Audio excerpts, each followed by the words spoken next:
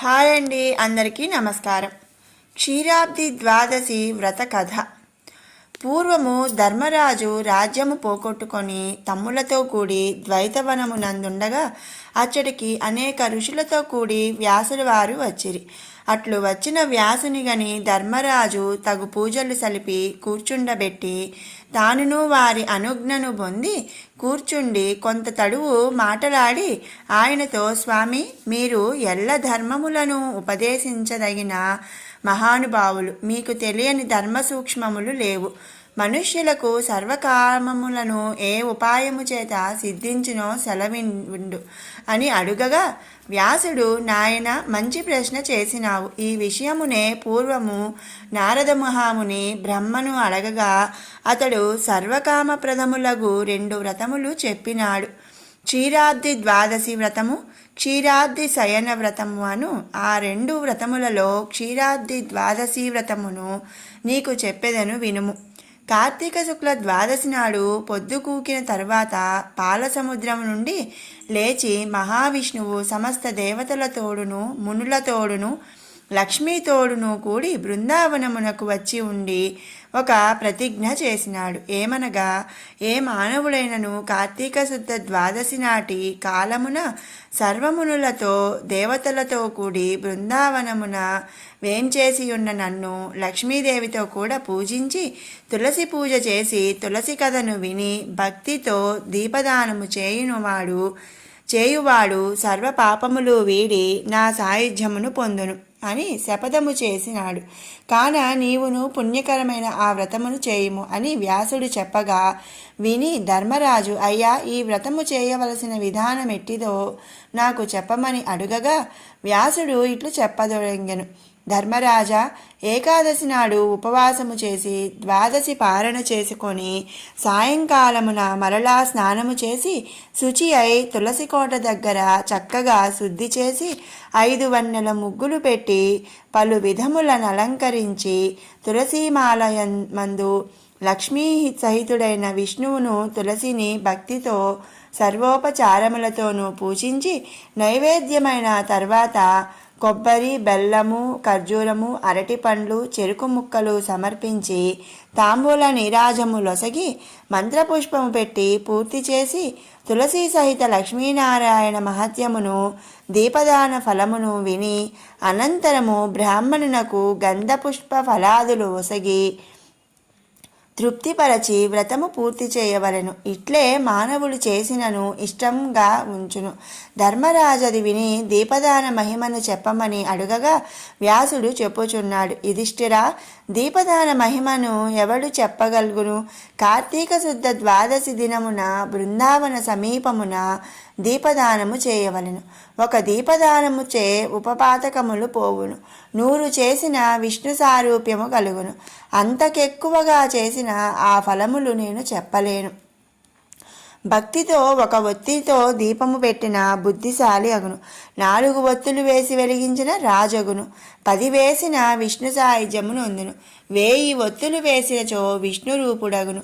ఇది బృందావనములో చేసిన ఎడల కురుక్షేత్రమందు చేసినంత ఫలము కలుగును.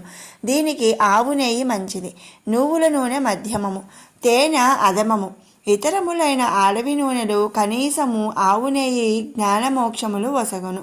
నువ్వుల నూనె సంపదను కీర్తిని ఇచ్చును. ఇప్ప నూనె భోగప్రదము, అడవి నూనెను కామ్యార్థప్రదము, అందులో ఆవు నూనె మిగులు కోరికలను ఇచ్చును. అవిసె నూనె శత్రుక్షయకరము, ఆముదము ఆయుష్ను నాశనము చేయును. బర్రె నెయ్యి పూర్వపుణ్యమును తొలగించును. వీనిలో కొంచెమైన ఆవు నెయ్యి కలిపిన దోష పరిహారం అగును. ఈ దీపదానము వలననే ఇంద్రాదులకు వారి వారి పదవులు దొరికినవి. దీని వలన అనేక మహిమలు కలుగును. ద్వాదశి నాడు దీపదానము చేసిన శూద్రాదులను ముక్తిగాంతురు. బృందావనమందొక మంటపము గట్టి వరుసగా దీప పంక్తులు పెట్టి ఉన్న ఎవడు చూచి ఆనందపడునో వాని పాపములన్నీ నశించును. ఈ దీపదాన మహిమను విన్నవారు, చదివినవారు మోక్షప్రాప్తులగుదురు అని చెప్పగా విని ధర్మరాజు మహా ఆనందమును చెంది తులసీ మాహాత్మ్యమును చెప్పమని కోరగా వ్యాసుడు చెప్పుచున్నాడు. తులసి మహిమ పూర్తిగా బ్రహ్మ కూడా చెప్పలేడు. అయినను ఆ బ్రహ్మ నారదునకు చెప్పినట్లు చెప్పుచున్నాను. కార్తీక మాసమందు తులసి పూజ చేయువారు ఉత్తమ లోకమును పొందుదురు. తుదకు ఉత్తాన ద్వాదశి నాడైనను తులసి పూజ చేయని వారు కోటి జన్మలు చండాలులై పుట్టుదురు. తులసి మొక్క వేసి పెంచిన వారు దానికెన్ని వేళ్లు పారునో అన్ని మహాయుగములు విష్ణులోకము నందు ఉండురు. తులసీదళములు కలసిన నీట స్నానమాడిన వారు పాపము వదిలి వైకుంఠమునకు పోవుదురు. బృందావనము వేసిన వారు బ్రహ్మత్వము పొందుదురు. తులసి ఉన్న ఇంటిలో కాపురము చేయుట, తులసి తోట వేసి పెంచుట, తులసి పేరులు దాల్చుట, తులసి దళము భక్షించుట పాపహరములు. తులసి ఉన్న చోటునకు యమకింకరులు రారు. యాన్మూలే అను మంత్రమును పఠించు వారికి ఏ బాధయూ నంటదు. యమకింకరులు దగ్గరకు రారు. ఈ తులసి సేవయందే ఒక పూర్వకథను చెప్పెదను వినుము. కాశ్మీర దేశ వాసులకు హరిమేధ సుమేధులను ఇద్దరు బ్రాహ్మణులు తీర్థయాత్ర చేయుచుండి ఒక స్థలములో ఒక తులసి తోటను చూచిరి. చూసిన తోడనే వారిలో సుమేధుడు భక్తితో ప్రదక్షిణ నమస్కారములు చేసెను. అది చూచి హరిమేధుడు ఇది ఏమని అడిగాను. సుమేధుడు ఇక్కడ ఎండ బాధగానున్నదని ఒక మర్రి చెట్టు నండకు చేరి తులసి కథనిట్లు చెప్పెదొడగెను. పూర్వము దేవాసురులు సముద్రము చిలికినప్పుడు దాని అందు ఐరావతము, కల్పవృక్షము మొదలగు ఎన్నియో ఉత్తమ వస్తువులు పుట్టెను. తర్వాత లక్ష్మీదేవి పుట్టెను. తర్వాత అమృత కలశము పుట్టెను. ఆ అమృత కలశమును చేతబూని మహానందము నుండి విష్ణువు ఆ కలశముపై ఆనంద బాష్పములు విడువగా అందు ఈ తులసి పుట్టినది. ఇట్లు పుట్టిన తులసిని లక్ష్మిని విష్ణువు పరిగ్రహించెను. ఇట్లు పరిగ్రహించి వేడుకతో తులసిని తొడమీద ఉంచుకొని నీవు లోకముల పావనము చేయగల దానవగుమని ప్రేమ మీర బలికెను. అందువలన నారాయణునకు తులసియందు ఎక్కువ ప్రీతి కలిగి ఉండును. అందువలన నేను తులసికి మొక్కినాను అని ఆ బ్రాహ్మణుడు పలుకుచుండగానే ఆ మర్రి ఫెళ్ళుమని విరిగి కూలెను. ఆ చెట్టు తొర్రలో నుండి ఇద్దరు పురుషులు వెలుపలకు వచ్చి దివ్య తేజముతో నిలిచియుండగా హరిమేధ సుమేధులు చూచి దివ్యమంగళ విగ్రహదారులైన మీరెవరని అడిగిరి. ఆ పురుషులను మీరే మాకు తండ్రులు గురువులు అని చెప్పి వారిలో జ్యేష్ఠుడు ఇట్లనియను. నేను దేవలోక వాసిని. నా పేరు ఆస్తికుడందురు. నేనొకనాడు అప్సరసలతో కూడి నందనవనమున కామవికారముచే మైమరచి క్రీడించుచుండగా మేము ధరించిన పుష్పమాలికలు పైనబడి మా సందడి వలన సమాధి చలించి అచ్చట తపస్సు చేయుచున్న రోమస మహాముని నన్ను చూచి నీవు మదోన్మత్తుడవై ఇట్లు నా కలజడి కలిగించితివి, కావున బ్రహ్మరాక్షసుడవగుమని శపించి తప్పిదము పురుషునిది గాని స్త్రీలు పరంత్రలు కనుక వారి వలన తప్పులేదని వారిని క్షమించి విడిచెను. అంతట నేను శాపమునకు వెరచి ఆ మునిని వేడి ప్రసన్నుని చేయగా ఆయన అనుగ్రహము కలిగి నీవెప్పుడు తులసి మహిమను విష్ణు ప్రభావమును విందువో అప్పుడు శాప విముక్తుడవగుదవని అనుగ్రహించెను.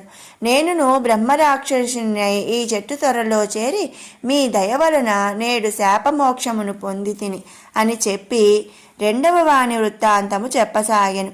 ఈయన పూర్వమొక మునికుమారుడిగా ఉండి గురుకుల వాసము చేయుచుండి ఒక అపరాధము వలన బ్రహ్మరాక్షసువగుమని గురువు వలన శాపము పొంది ఇట్లు నాతో కలిసియుండెను. మేమిద్దరమును మీ దయ వలన పవిత్రులమైతిమి. ఇట్లు మమ్మనుగ్రహించినారు కాన మీ తీర్థయాత్రాఫలము సిద్ధించినది అని చెప్పి వారిరువురు మునిగి తులసి మహిమను పొగడచు యాత్ర ముగించుకొని ఇండ్లకేగిరి. ఈ కథను ఎవరు విన్నను వారు సర్వపాపములు వదిలి ఉత్తమ గతిని చెందుదురని బ్రహ్మ నారదునకు చెప్పెను అని వ్యాసుడు చెప్పి, ధర్మరాజా, ఇట్లు క్షీరాబ్ది వ్రతము చేసి తులసి కథ విన్నవారు ఉత్తములగుదురు. విన్నారు కదండి ఈ తులసి కథని, అలాగే క్షీరాబ్ది ద్వాదశి కథను. మీరు కూడా క్షీరాబ్ది ద్వాదశి రోజు తులసిని పూజించి ఆ తల్లి అనుగ్రహాన్ని ఆ విష్ణుమూర్తి అనుగ్రహాన్ని పొందాలని ఆశిస్తున్నాను. మీకు ఈ వీడియో నచ్చినట్టయితే లైక్ చేయండి, షేర్ చేయండి. అలాగే మరిన్ని అప్డేట్స్ కోసం మన ఛానల్ని సబ్స్క్రైబ్ చేసుకోండి. Thanks for watching.